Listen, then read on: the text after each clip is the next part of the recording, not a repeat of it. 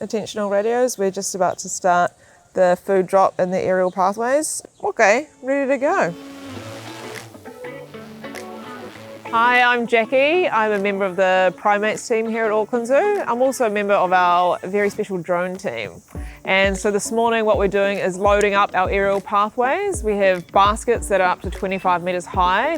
I'm going to fly a drone up which has a special little food parcel in it, and I'm going to drop a little parcel in our baskets.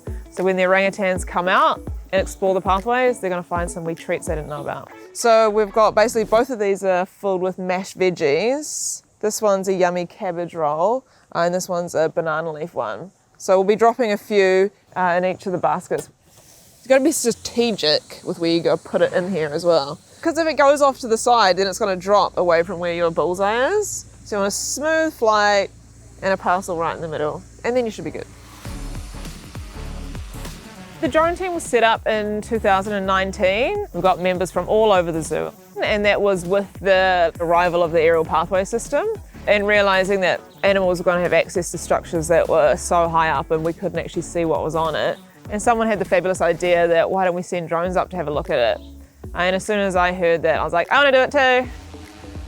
While we're lining this up and getting it ready, we've got a spotter who's keeping an eye on all our surroundings. So all I really have to worry about is my little drone friend over here. Once I get above the basket itself, I more or less stop looking at the drone because I really need to have a look at the screen. And so that's when the spotter really steps in. Yeah, you can still drop maybe a metre or so. I'm using the camera that we have on the drone to look straight down, and then on my screen here I can see the basket. The trick seems to be to get your little X on the very edge of the basket, which seems easy, but I tell you, it moves around a bit. This is the one over the lake, so I really don't want to miss it. In the Southeast Asia Jungle Track, we have two habitats. So we have one that there's a siamang in it, and the other which has the orangutans. They can access the aerial pathways through towers which are attached to their habitats. So when we're feeding our animals, we want to make sure that it's replicating the way that they would feed in the wild, and that can be 20, 25 metres high. While we load up the lines, they're often in their indoor area, which means they don't hear the drone, they don't see that we're dropping them. So as they cruise up onto lines in their own time, they just stumble across these parcels. And it almost mimics sort of the way that you would come across trees that are fruiting at different times. I have like a 90% hit rate so far. So I feel like I've got it. I'm going to try and drop it now. Yay! That's how you do it.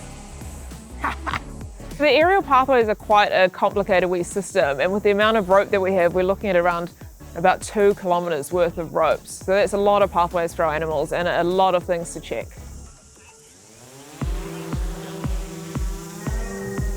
So currently we're just doing a maintenance check for the aerial pathway ropes. Just checking for any frays in the ropes or any damage to it or anything that looks quite suspicious.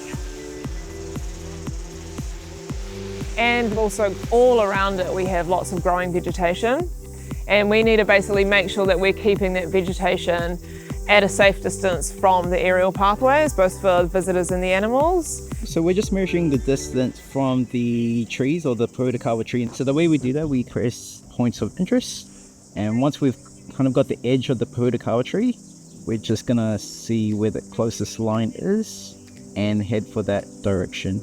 We do those checks monthly, and because there's quite a lot of research on how these animals climb, how they swing, how they move, we are quite aware of just how much of a distance that needs to be. So in this case, no actions to be done for that Podokawa tree.